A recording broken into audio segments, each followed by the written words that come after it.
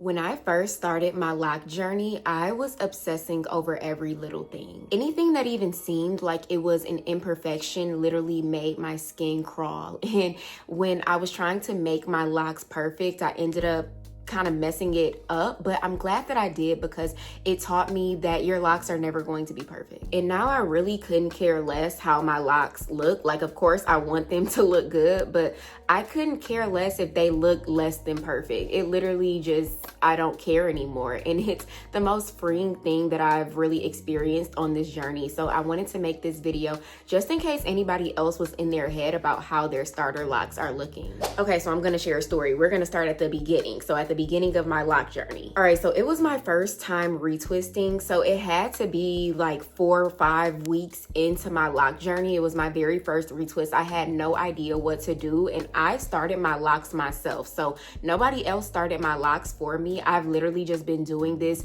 trial and error on my own. So I was going to do my retwist. I started looking up hella videos on YouTube, and I saw a lot of different things. So I saw some people talk about palm rolling, and then I saw some people talking about using the crochet method. I was just like, okay, I'm gonna use the crochet method. Don't use the crochet method if you have like super thick locks. That's just my opinion. If you do interlock your hair and you have thick locks, more power to you. It did not work for me. So when I did interlock, I don't know if yes, you can absolutely see this happened. So my lock ended up like becoming a knot, but like this part was at the nape of my neck. So it was like this big ass part on my lock on the back of my neck. I was devastated.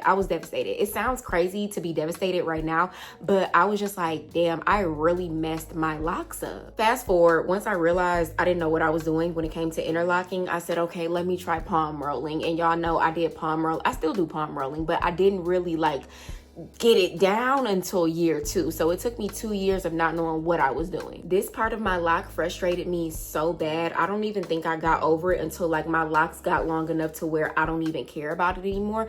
But can you just imagine? I just want you to sit there and imagine you're binge watching YouTube tutorials. You think you about to fuck it up, and you literally fuck it up like in the worst way possible. Like you don't do a good job, you do a bad job. It frustrated me.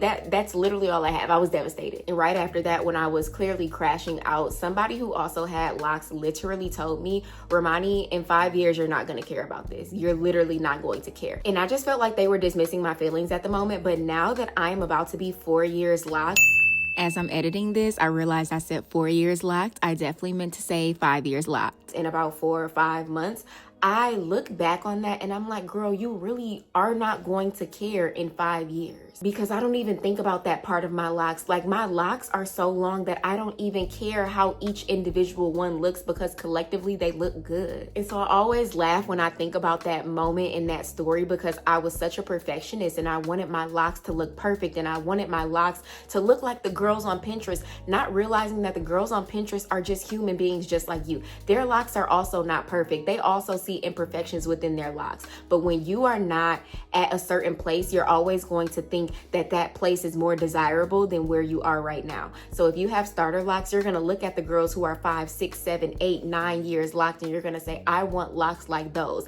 Not realizing that they too have their shortcomings when it comes to their locks. Your locks are never going to be perfect. So if you do have locks, I want you to remember that everything changes, not even when it comes to hair. Y'all know that I have to tie in life with everything. Everything is always going to change. Nothing stays the same. And no 2 sets of locks are the same. You're not going to be the same as anybody else. And that is the beauty of this journey. When you start to really love where you are right now, you love your locks, you just love the space that you're in when it comes to your locks, you are going to feel more fulfilled than if you're trying to be something outside of yourself. If you're trying to be something outside of yourself and you want your locks to be perfect, you're going to do more harm than good because you're going to constantly be chasing something and it's going to constantly be running away from you. And I know that you've seen that in more things than just locks. The more that you try to control something, what happens? You start to lose control because you start messing things up. Perfect example. That's So Raven.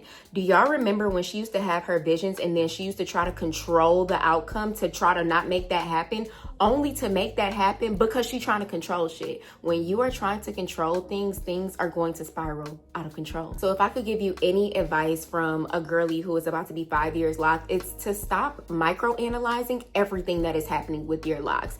Do your hair, mist it with water, do whatever you do with your routine, and then go on about your day. I think that we focus too much on our locks and we just don't allow them the beauty of growing at their own pace. Find another hobby other than locks. Like, find something to do so that you are not thinking about your locks all day, every day, and just let your locks flourish on their own time. And I also see people getting a little nervous, like when their locks get frizzy. I want you to know that frizz means that your locks are budding. And if you don't know what budding is, it just means your locks are locking. So when you start to see frizz and you start to see, little stragglies, it just means that your locks are doing what they're meant to do. So don't ever look at your locks and think, damn, like I'm doing this wrong. It's impossible to do this wrong. It's impossible. So just let your hair breathe, and then you take a deep breath. And then also remember that most times our hair is tied to our self-worth and our self-image. So how you perceive your hair, how you look at your hair, how you treat your hair is typically a direct reflection of how you treat yourself and how you think about yourself. So I only want you to think the best thoughts about your hair. Don't try to push your hair or your locks to be something that it's not today, because if you do that with your hair, I'm pretty sure you do that with your own self in your everyday life. Take a chill pill. Like, yes, you can try to learn more things about your locks and have fun with it, but once you start spiraling out of control and you crashing out over every little thing, you need to take a chill pill. You need to relax. If this video helped you in any way, make sure you give it a thumbs up down below and subscribe to my channel if you like conversations about this. I talk about locks,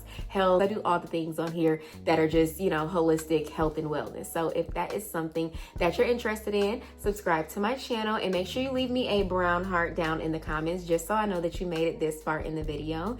And if you like more videos like this, I do have an entire lock playlist. I'm going to link that down below. I started recording my lock journey on day 5, so you have 5 years of lock content to binge watch, and you can see me go through all of the phases of my lock journey. Again, I hope that you really enjoyed this video, and I will see you in the next one.